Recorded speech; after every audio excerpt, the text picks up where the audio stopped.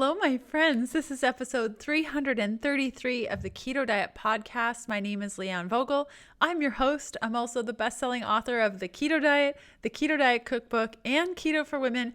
And I'm so excited to have our guest on today. His name is Dom D'Agostino. I'm sure you know of him. If you don't, where have you been? You can find out more details about Dom down below. I've had a dream of having Dom on my show for years, and a friend introduced us and he agreed to come on the show, and I was fangirling a little bit. I tried to ask him all the questions that you guys prepared for me. If you enjoy asking our guests questions, the best place to go for that is to hit me up on Instagram. You can follow me at Leanne Vogel. That's Vogel. Our sponsors today are Eaton Hemp. They make CBD oil, salves, hemp seeds, a whole bunch of hempy things. You can find out more details down below. And LMNT. They make my most favorite electrolyte powder. And we talked a little bit about electrolytes today, but if you want to find out more about electrolytes, head on down below. There's some links in there that you can check out. Today's conversation, we went all over the place, from clinical trials to metabolic health and everything in between. I hope you really enjoyed today's episode, and let's cut over to this interview. Hey, Dom, how are you today?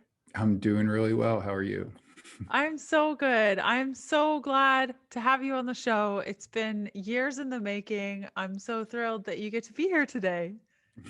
Thank you for the invitation. I appreciate it. Yeah, of course. Of course. So you're kind of the name in keto. So I feel like you don't need an introduction, but we'll just go with how, in your words, how did you get involved in all the work that you're doing today? Yeah, I guess I was always aware of the ketogenic diet, and I went through a nutrition program at Rutgers University a long time ago, back in the mid 90s, where the ketogenic diet was not really considered a favorable thing to follow. I was not even educated on the clinical use of the ketogenic diet for its main application, which is seizures. And after completing my PhD in neuroscience and physiology, I went and did a postdoctoral fellowship training, essentially on ways to predict and prevent seizures associated with diving operations that the military does. So I was looking into various drugs, and I discovered that the ketogenic diet is actually used when drugs fail, and it's a very powerful neuroprotective anti-seizure therapy, which kind of blew my mind that a diet could produce that. And then I connected with the leaders, who were studying this and managing patients at Johns Hopkins. And I remember at Barrow Neurological Institute, Dr. Jung Rowe, he's at University of San Diego now. And all the top people at top tier institutions, convinced me that this was a very powerful anti-seizure metabolic therapy. So I became, very interested and fascinated to learn more, and how I could leverage this therapy into my research. And that was 2008. And at what point did you personally go keto, and what did that look like? Like, as your studies were bringing you closer and closer to keto, at what point were you like, maybe I should do this myself?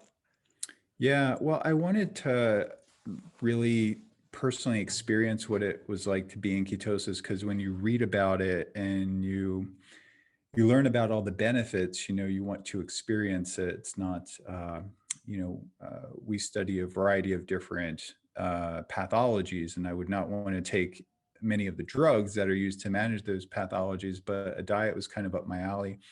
And I think it was in 2009, I started experimenting with the Johns Hopkins, ketogenic diet protocol. And I remember getting a book from Dr. Eric Kossoff, and who was trained by the late Dr. John Freeman, who really advanced the use of the ketogenic diet for epilepsy, and not only in the pediatric population, but also in adults. So at the time, the ketone, strips were like $10 a piece. And I remember, I'm not even sure the company exists now, but I bought like a commercially available, monitor, which was like this big box, and it had like, the strips were like super expensive. I remember I got them, and then they were like expired in like 3 weeks, and I was mad. And then I was, you know, uh, and things are cheaper now, but there's still ketone monitoring and testing is evolving, and that's great.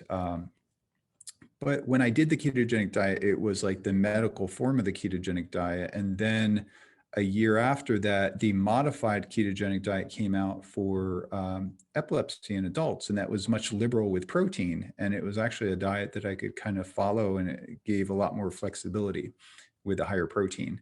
And it was actually clinically used. So I experimented with that, and we sort of incorporate a version of that in our research. And have your personal experiences influenced the work that you do? Like, as you're experiencing things on keto, are you curious, like, why does this happen? And has that influenced your work? Yeah, absolutely. So, I thought it would be very useful to understand what it feels like to be in ketosis, but also how to change the diet and optimize the diet in a way that would make it easier for people who are unwilling or unable to follow a very restrictive ketogenic diet. So that actually led me down the path of developing and testing various ketone supplements, exogenous ketone supplements, including ketone esters and ketone salts, and also formulating a ketogenic diet that was high in MCT oil at different ratios. And so, a big cornerstone of our lab is really trying to move this therapy and making it more palatable, literally more palatable and more efficacious, by formulating ketogenic diets in certain ways, and also developing ketone supplements, because some people really cannot tolerate a ketogenic diet for different reasons. It's just, there's various reasons people have a fat intolerance, or just sometimes it's very overwhelming for them to like, you have many listeners in the beginning, like discussing macronutrients and things. It's just very overwhelming for them. So if you could develop a supplement that could give you the anti-seizure benefits, that can be very useful. So we've put a lot of time and effort into that. Amazing. And camps go back and forth on this, and I feel like you're the one to answer this question. And maybe you've gotten this before. Once and for all, do ketone supplementation, like exogenous ketones, do they stop you from burning fat? No, no, they don't. Well, you have to consider, like, a ketone supplement is we call it a fourth macronutrient, right? So you have carbohydrates, of course, and protein and fat. And the carbohydrates will produce the largest insulin response. So that theoretically will, curtail fat burning. Protein is much more moderate, about a third, insulin response. And then you have fat, which is like really no, insulin response. And ketones, if you take a large enough dose, it will, attenuate fat burning, but it's less than protein even. So your body has many mechanisms that can sense the energy that you're putting into it, but when you're eating fat, it sort of bypasses that circuitry in a way, because you maintain a level of insulin suppression. So your body still thinks it's sort of in a semi-starvation mode. And because of that, you can consume calories that don't prevent you from losing weight by consuming fat, and you can maintain your nutritional status. That's really what the ketogenic diet is, but maintain this semi-starvation physiological state, which is what we call therapeutic ketosis. So it's accelerated fat burning that contributes to the production of ketones, which has anti-seizure neuroprotective effects. So what's very interesting is that you could follow a high carb diet or a standard American diet and add ketone supplementation, and that can actually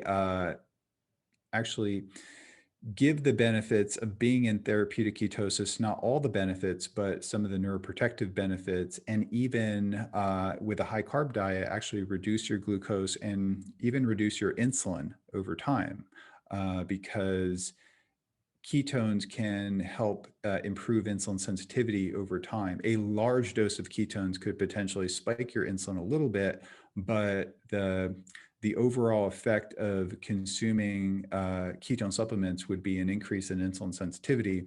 So that could potentially, and this is, we see this in animal models, and I think the human studies will show that too, if they haven't already, improve metabolic markers. Another misconception that people argue with back and forth on that seems silly is what you just said of taking exogenous ketones while you're still having carbohydrates. A lot of people say that's super dangerous because you'll have really high glucose and really high ketones at the same time, and it's an acidic state. Thoughts? Well, it is okay. So there's some debate around that. You have to look at it in context, right?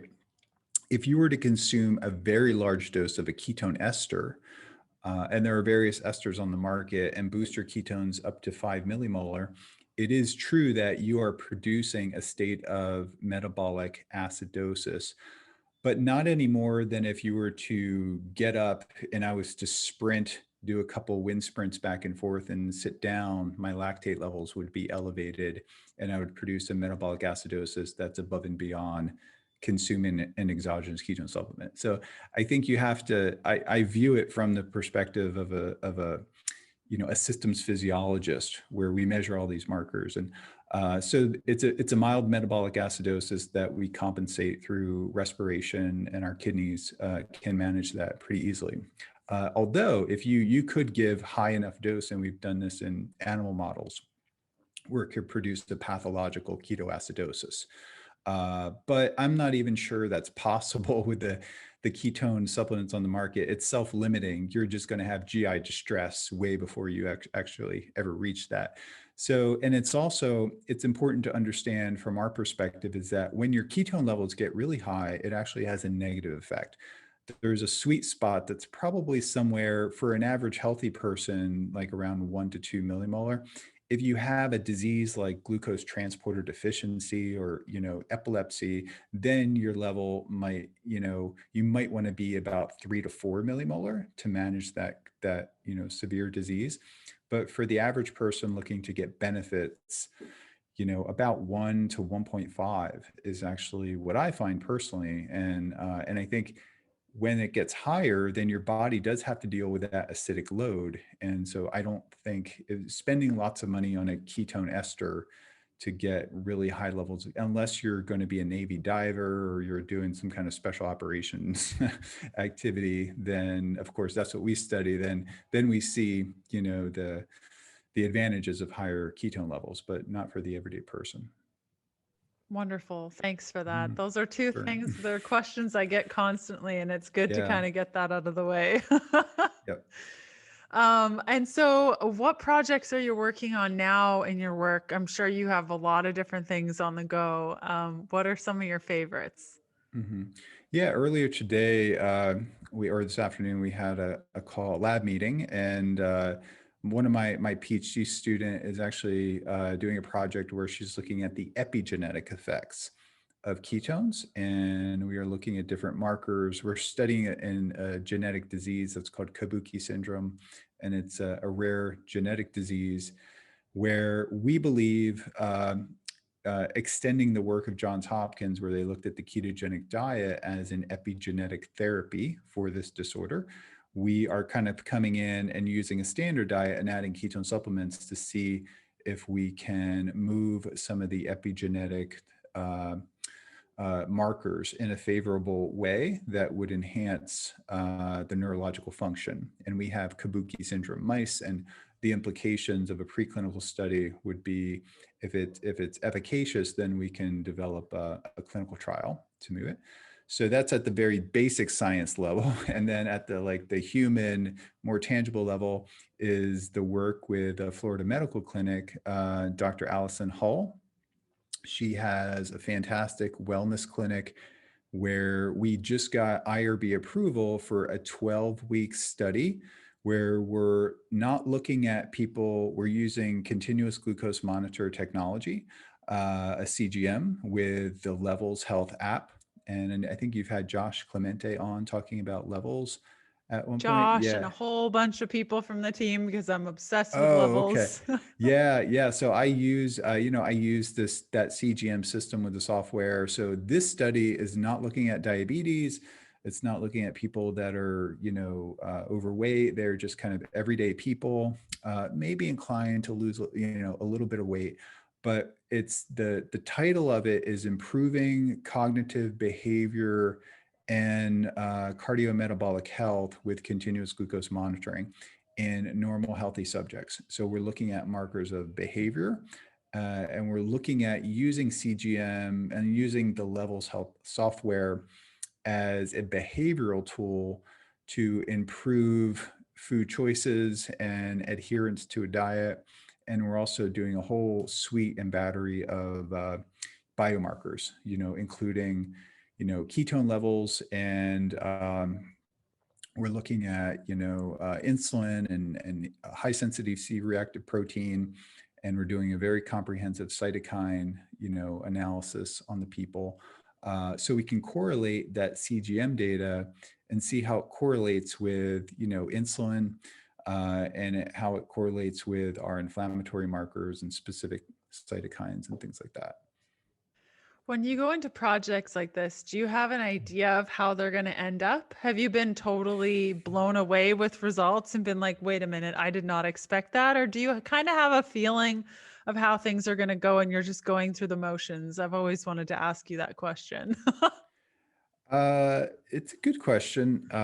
Before we did this, we were not really, because the ketogenic diet is, I live in a bubble of ketogenic diet people that are very interested and willing and able to do this, but we have to understand that it's very overwhelming for people.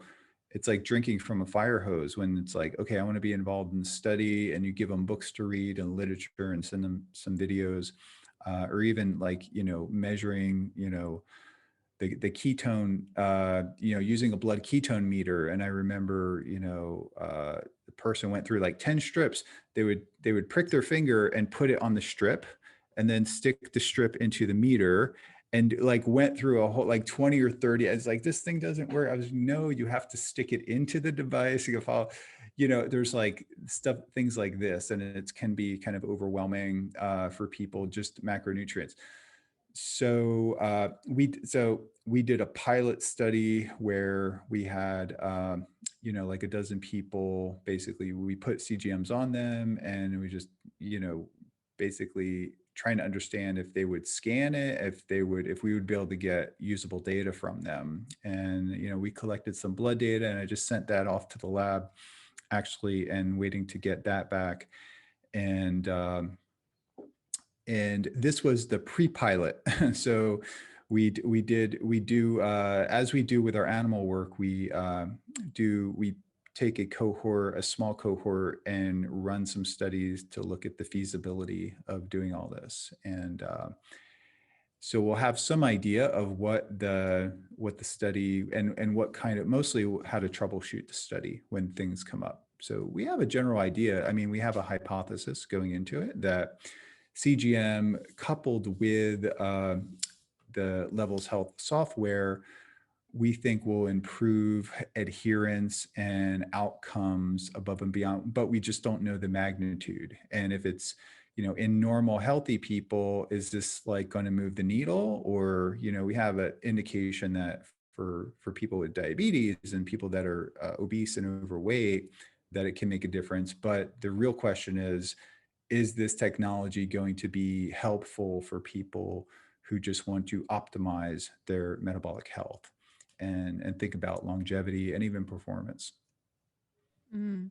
And so do people reach out to you with ideas, or as you're working, you come across something that needs to be proven and then you move forward with it? Like, what's that process for you?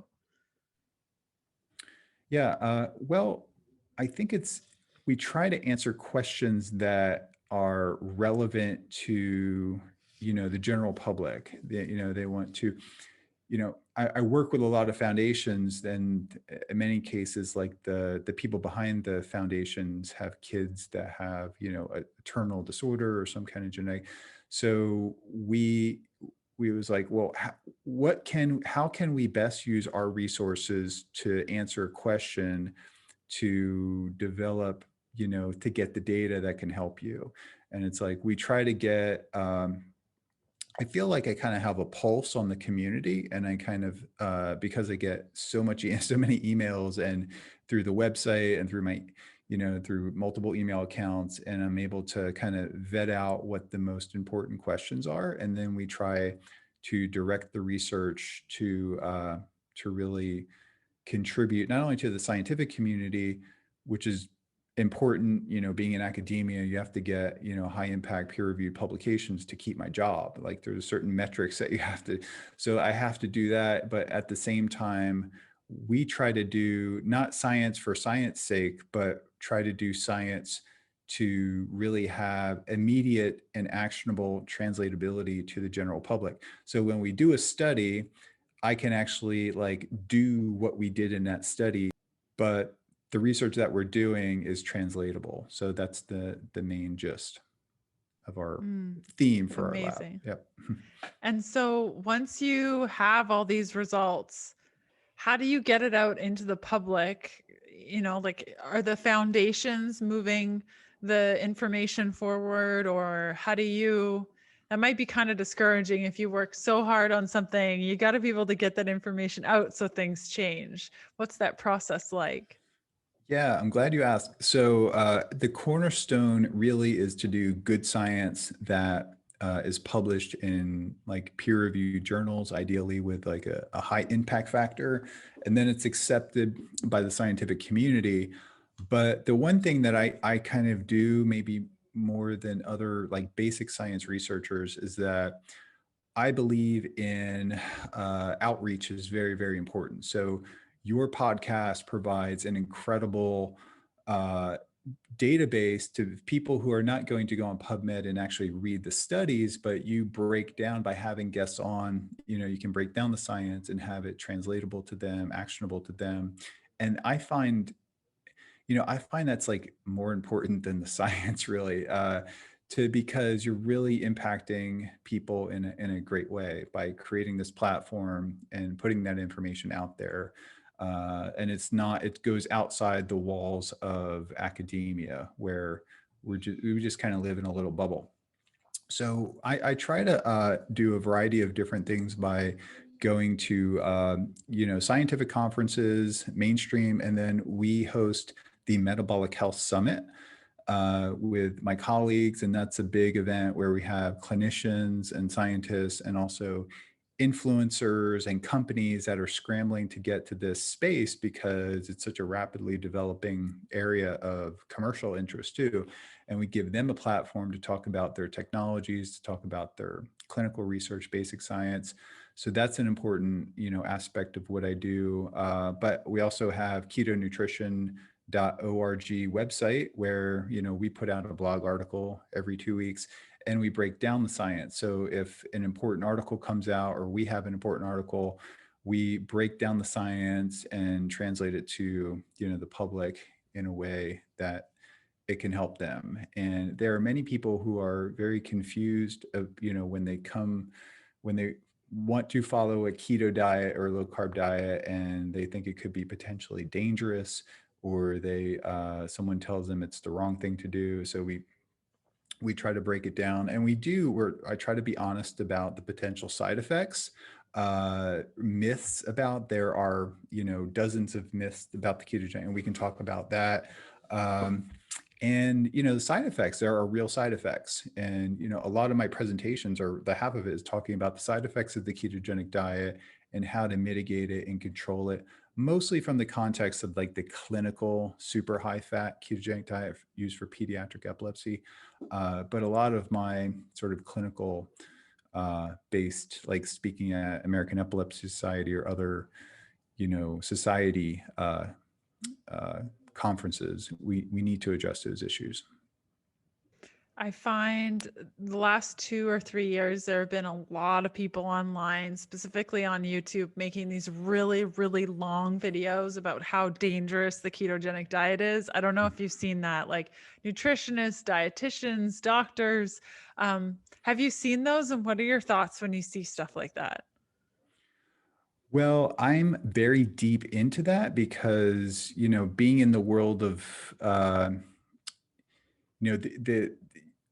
I study the ketogenic diet for its like pretty much its only clinically approved application. I shouldn't say only, but it's pediatric epilepsy, now adults, and then a wide range of metabolic diseases too. It's accepted. And then there's all these emerging applications like type 2 diabetes, type 1 diabetes, a number of different things. So I'm able to communicate with people at institutions who have managed patients on a ketogenic diet for literally over 30 years. And we're talking like continuous ketosis, not the keto diet that you hear, but like legitimate, like 80, 90% fat kind of, and they have to do it. So to manage their chronic illness. But there are a number of side effects, like kidney stones were a very real problem with kids. They were like 5 to 6 times more likely to get kidney stones. But then we used in the earlier studies, but the use of potassium citrate and ensuring hydration and newer versions of the ketogenic diet that was not like this liquid formula that was like soybean oil and hydrogenated fats, which was given. Many of the clinical trials were using, these kinds of commercially available keto formulas.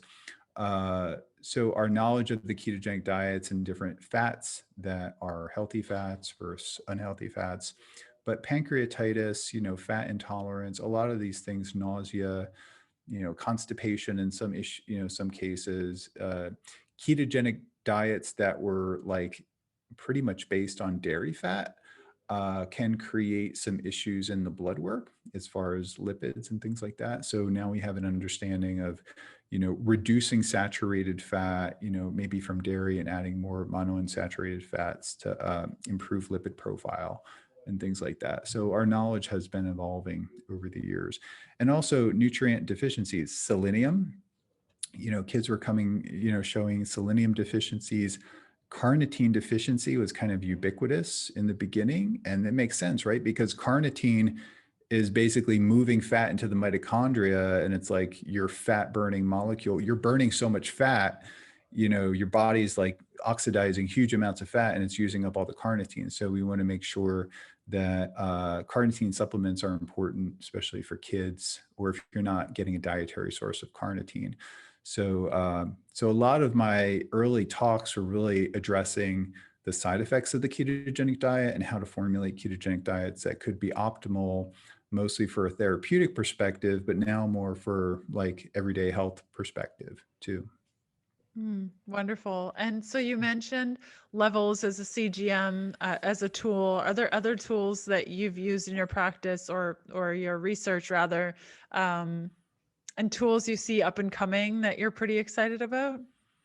Yeah, I think, there are different biomarkers I think are really important. And the most important biomarker that we should have a handle on is glucose, right? And fasting glucose is just a small snapshot, but a continuous glucose measurement can give you immediate feedback on postprandial elevations associated with different meals, types of meals, size of meals, how medication is impacting our glucose, how sleep, things like that, stress. So that becomes a really important biomarker. And then the CGM is super interesting technology, but really it's the software that makes it, that interface, with the user is super important. And that's what Levels brings to the table. It brings the application of CGM and makes it usable to the everyday person and understandable. And it has an algorithm that can even predict, what you've eaten and give you advice and give you information and actionable, advice. And so measuring ketones is also important if you're on a ketogenic diet, obviously. And there's a phenomenon that athletes tend to register lower ketones than you would expect, because their bodies are very adept at burning ketones as an energy source. And when you're fasting or in a calorie deficit, I noticed that my ketones were lower than expected, but my breath ketones were higher than expected. So I measured hundreds, if not thousands of times, blood ketones with different meters, and I measured and I correlated it with breath ketones. And it was very apparent to me that breath ketones was a vastly superior biomarker for monitoring fat oxidation by far. So I became, and also I was very interested in breath ketones, and the ketone that you measure in the breath is acetone. So your body makes three ketones. In circulation, beta hydroxybutyrate is more stable. So that is in about a 3-to-1 or 4-to-1 ratio in our blood. And we also make acetoacetate, which can spontaneously decarboxylate to acetone. And acetone is volatile, and we blow it off in our breath. And we can measure that with a high degree of accuracy with, for example, the Readout Health Biosense meter, which is a great device that I use. And I was very interested in acetone 10 years ago because the data indicated that beta hydroxybutyrate was really not very good at predicting seizure control. And that was very surprising to me. But the research indicated that acetoacetate and acetone correlated very highly with seizure control. So that led me to develop various exogenous ketones that would elevate acetoacetate and acetone. But we didn't have the technology to measure in breath. So now we have the technology to measure in breath, which is very good for my research on ketones and neuroprotection. But I think from a broader perspective, when you're blowing high amounts of acetone, it's like you're blowing out the exhaust of fat, basically. And when the meter is pinned on the breath ketone, it's almost like fat is melting off my body. And I could see this when I do like a 72-hour fast. Like I have a pretty fast metabolism. I can literally see, like, in the course of 24 to 48 to 72 hours, like my skin gets super thin. It's like and my breath ketones would be totally maxed out, but my blood ketones were only like 1.2, 1.5. And I'm like 48 hours fasting. You're in a calorie deficit, so you're disposing of the ketones in tissue. So it's not actually registering. Whereas it's kind of satisfying. So if you want a biomarker that's a true reflection of fat oxidation, that will give you the satisfaction of understanding that you're at a high fat oxidation state. I think the breath ketone meters are superior in that. And now we want to do a more comprehensive data collection to really nail down our understanding of how the dynamics between beta hydroxybutyrate, acetoacetate, breath ketones, insulin, and glucose, and how all those biomarkers change during a fast.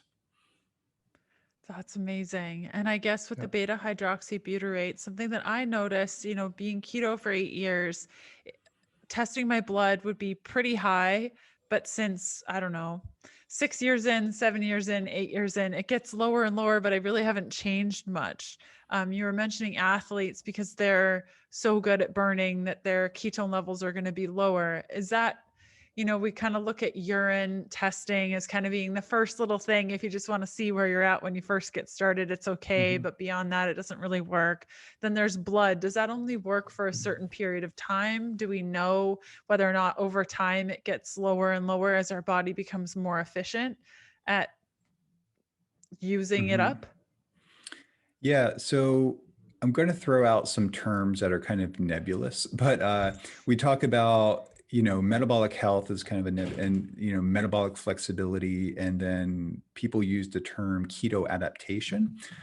From a basic science research perspective, these terms are thrown around a lot, but they're not really given objective definition as to what they are. We do know that when you go on a ketogenic diet or you fast for a period of time, there's an upregulation of our ability to oxidize fat, so fatty acid oxidation enzymes, ketolytic enzymes, which are enzymes that allow us to derive energy from ketones. And then we have ketone transporters. There are a variety of transporters in the blood-brain barrier, in our cells, and in our mitochondria. We activate a genetic program essentially that upregulates the enzymatic machinery and also the transporters that allow us to use fat and ketones for fuel.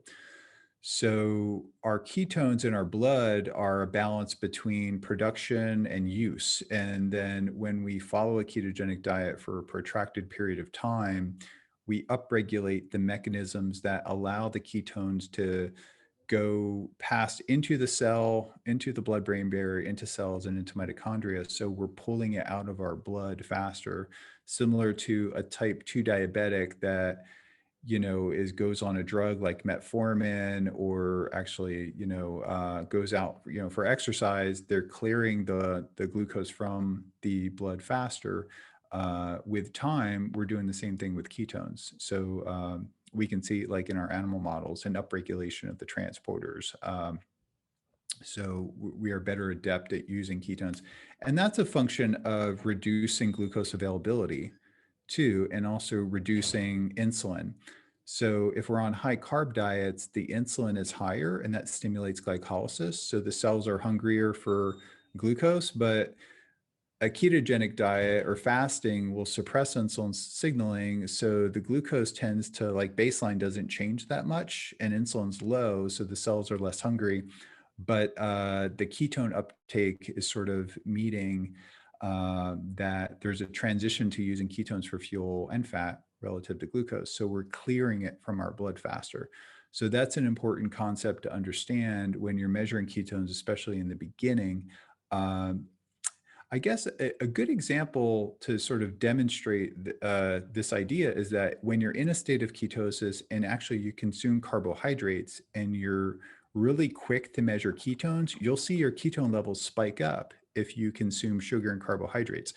So the carbohydrates and sugar is essentially having a ketone sparing effect. So you're using both fuels. It's not like one or the other. We have to look at this on a spectrum. And if you're in a high state of ketosis and you consume carbohydrates and you are very, and you meticulously measure ketones over time, you'll see your ketones go up. And I remember this was very confusing to me, like, what's happening? But essentially what's happening is that introducing carbohydrates and glucose back into your system is having a ketone sparing effect. And then the ketones get elevated, but then the carbohydrates will cause a secretion of insulin and your ketone production will come down. And then, your ketone levels will come down. But that initial spike up was very interesting to me. And another example of ketone utilization is what I call a ketone tolerance test. So you can consume glucose and then you can do a pharmacokinetic analysis of the glucose going up and then clearing from your bloodstream. If you're metabolically fit, you come back to baseline very quickly. Similarly, if you're on a ketogenic diet and you're a healthy, fit athlete and you consume exogenous ketones, you see it spike up, but it clears out of the system within, and someone that's a super athlete, I can see it like clear in an hour, which is amazing. But if you take a person that's a couch potato who has not used the ketogenic diet, it could stay elevated for like 6 to 8 to 10 hours. So that's that's an example of not impaired ketone utilization. Their bodies are just not fine-tuned to using that as an energy source. So the more you do the ketogenic diet, similar to the more you do fasting, the more the more benefits you derive from it, but also the greater ability to actually use that energy source. Brilliant. And are there supplements you can use to support your metabolic health or adjustments you can make? Yeah, I think keeping the liver is a master regulator. It kind of calls shots in your body.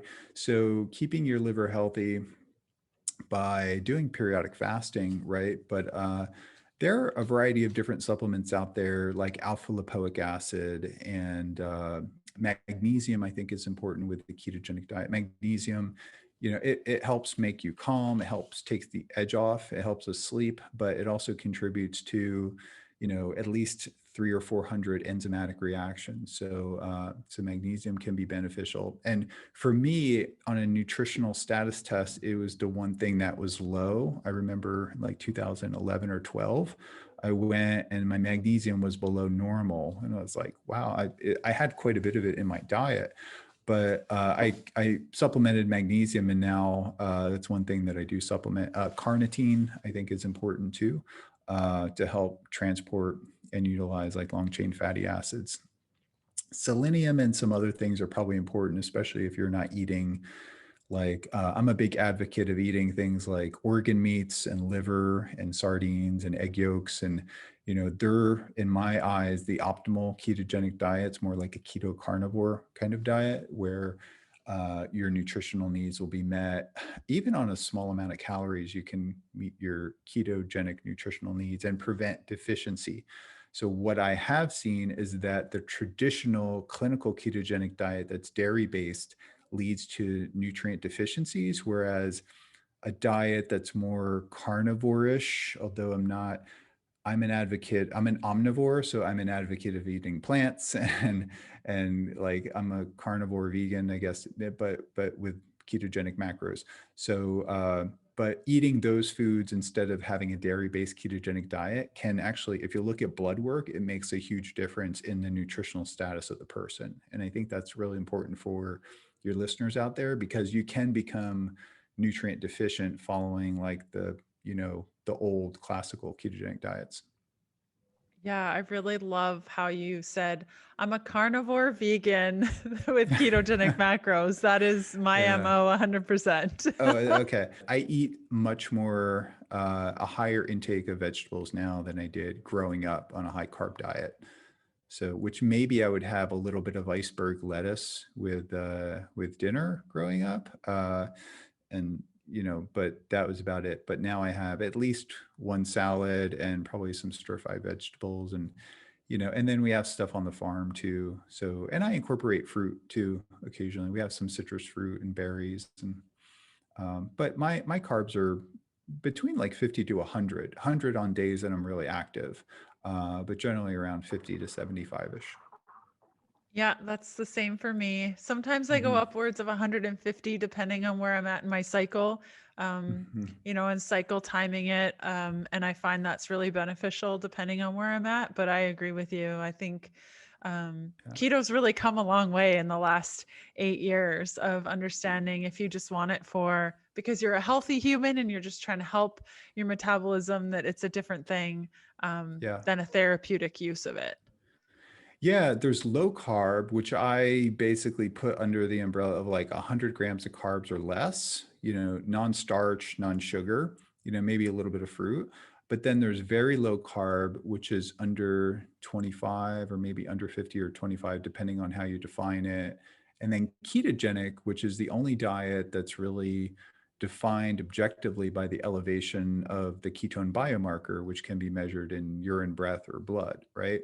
So, but I think many of your listeners could get, a lot of the metabolic benefits, essentially making their body more fat adapted by just simply doing low carb, which is like 100 grams of carbs a day, if your metabolism's fast, or maybe 75, because the standard American diet is much, much higher than that and incorporates, processed carbohydrates or, starches and things like that, that can our bodies never experience that state of ketosis. Alternatively, you can get into a state of ketosis by doing intermittent fasting and not necessarily having to, restrict carbohydrates to that level. But if you do eat high carb during your intermittent fasting, your glycogen in your liver will be replenished to the point where you're not going to be making ketones during that 18-hour window or whenever, however, however much you're time restricting. So it's a ketogenic diet makes intermittent fasting easier by keeping a lower level of glycogen depletion. You have more glycogen depletion in the liver, so you can enter a state of ketosis faster. And then, if you look at a CGM, that will tell the story. Your blood glucose gets lower and more stable. And a CGM really opened my eyes to blueberries, which I thought was super key. I have wild blueberries, but they spike me quite a bit. But if I mix the blueberries with sour cream, I know that might sound odd, or coconut cream, and then I put in like baking cocoa chocolate and some stevia or whatever, and that's like my dessert I have it basically attenuated, if not abolished, my glycemic spike. And I usually put about a half cup of blueberries. So it goes from like spiky to like no spike just by mixing it with fat. So that's like an important thing. And also I learned that like ice cream and cheesecake were okay. I could almost stay in ketosis and have like no spike at all with those foods. So using a CGM actually opened the window to foods that I thought I was avoiding, whereas things like oatmeal spiked me tremendously. A sweet potato, I was thinking, oh, sweet potato, but sweet potato spiked me up. There was a list of foods that I thought were kind of okay that were super spiky, and then a list of foods I completely avoided that I now have because of the CGM, the insight that the CGM gave me. Yes, I can relate too. I hadn't had beans since going on the ketogenic diet and tested every single bean and nothing, whereas your blueberry is my blackberry. No matter what I do with blackberries, I spike so high. If I add fat, it doesn't matter. If I add protein together, nothing. Like blackberries for me are a no-go. So isn't that Really? fascinating? I'll have to try that. My wife makes a lentil soup, and I was like, lentils, oh, that's going to shoot me through the roof. But she puts like some bacon and things in there to spice it up a little bit.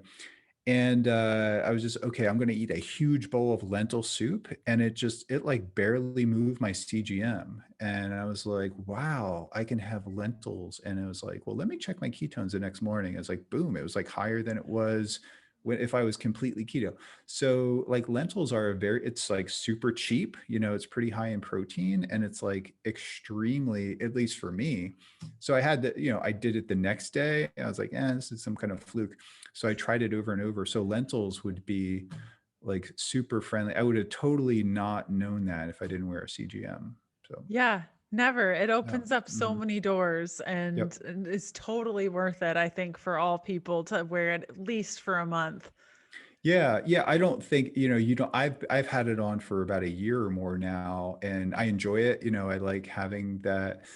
It's like an extension of my body kind of, and I'm always testing things, including supplements like glucose lowering supplements and various, things.